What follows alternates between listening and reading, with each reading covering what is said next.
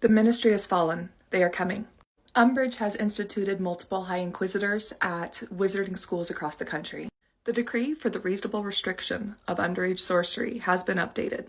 Effective immediately, all those under 18 who are not born into pure blood families will have their wands restricted and removed. While the new ministry looks into the future rules for those who are half-bloods, as well as those called mudbloods. And yes, this slur is being used in the ministry, but the new chairperson does not have the updated wording on whether or not that is considered a slur, but he will get back to us. Multiple professors at these schools have attempted to house and hide mudblood and muggle-born students.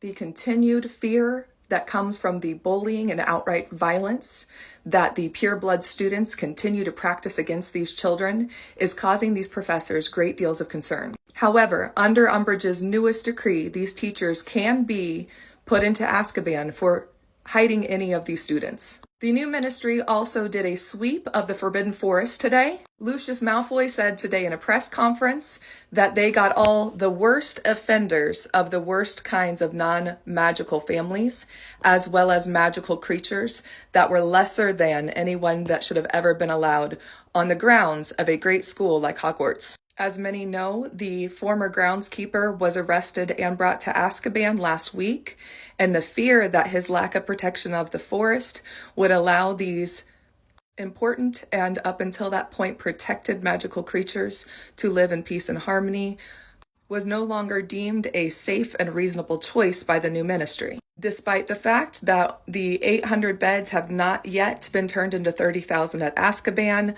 multiple creatures from this roundup have already been sent on flights with Death Eater escorts who are working directly with the werewolves who are continuing to negotiate the use of these ancient wizarding prisons all over the world. Dementors continue to escort and receive these prisoners despite the fact that the beds are not yet there. How many of these magical creatures residing in the forest were under the protection of the laws that just earlier this week were rolled back by the new ministry is unclear at this time.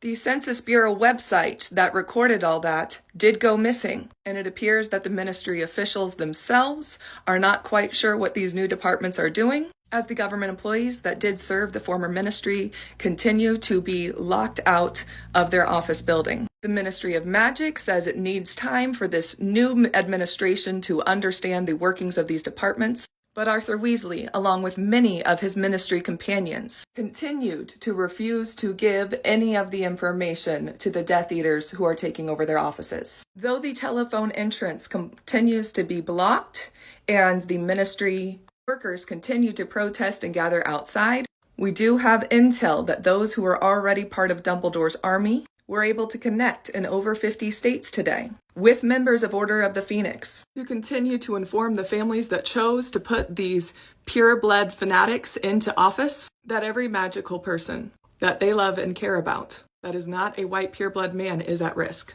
Minerva McGonagall, joining the protest today, said she was forcibly removed from the school she dedicated her life to after hiding the students most at risk, as well as using multiple hidden and before now unheard of entrances and exits within the Hogwarts castle to get students out. She wanted to share a very important message today with teachers, professors, and librarians all over the country. She asked that instead of yelling Death Eaters when one sees the dark mark on any vehicles approaching, that one yells La Migra. It is well known about Minerva McGonagall that she speaks a multitude of magical languages. She asked that we get this message to all Dumbledore's army and all Order of the Phoenix members. While the Order of the Phoenix has been part of multiple uprisings and times of power for Voldemort, they do ask that the Dumbledore's armies continue to pop up and show up with brand new members. First years and second years, despite being new to this kind of magic, will need to learn defensive spells. The banned books and the new decrees of education will make it more difficult to get access to that information, and without the use of wands in the classroom for those under 16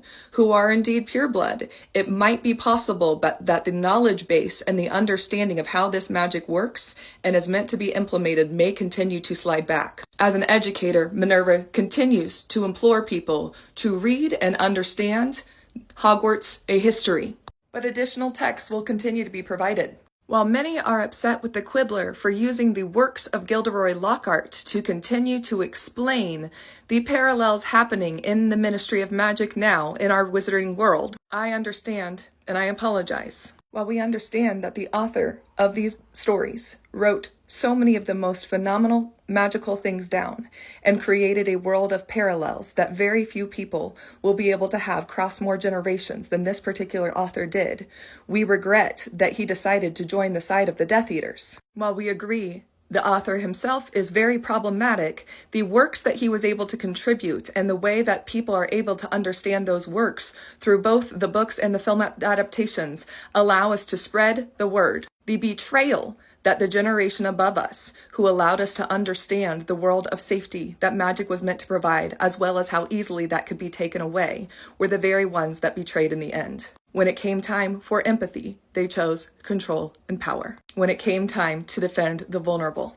Gilderoy Lockhart showed his true colors. But the ministry has fallen, and with the Death Eaters in place, we need to be moving quickly. Rooms of requirement around the country are more important than ever and must begin to connect with extendable ears. Without knowledge and communication with one another, there will not be those who can escape from this magical persecution that is happening now. As we remember, the prophecy has already been published on their website. No white male purebloods can live while anyone else survives. That means exactly what you think it does, Harry. And I wish I could have kept you from it. Wands out and ready. Backs to each other, they're coming. The ministry has fallen, they are coming.